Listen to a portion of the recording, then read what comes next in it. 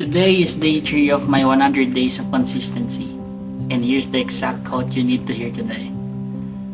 Our quote of today is, every morning we are born again. What we do today is what matters the most. Simple lang. Yung mga hindi mo nagawa kahapon, tipas na yun. Hindi mo na yun mababalikan.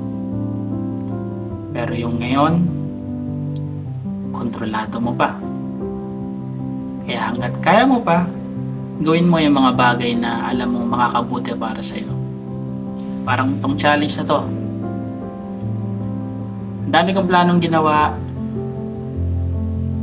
Ang dami kong pag-iisip na pinagdaanan hanggang sa in-execute ko to. At ginagawa ko to para sa sarili ko and hopefully para sa'yo. Para matulungan kitang ma-motivate na gawin yung mga bagay na hindi mo tinutuloy kasi tinatamad ka.